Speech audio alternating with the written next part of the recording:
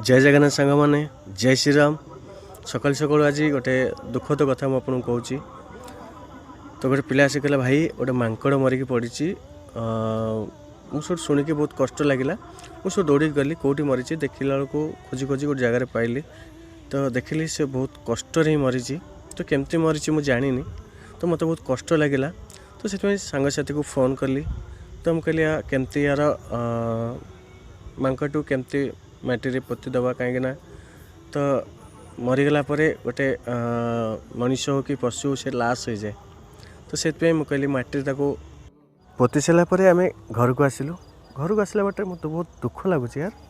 मनुष्य जीवन में किसी ना यार यदि आप भल कामटे करेंगे ना तो लोक आपन को निश्चित भल कहे। तो से राग अभिमान छाड़तु यार। समस्त तो भल रुहतु। बहुत खुशी लगे जीवन अपन।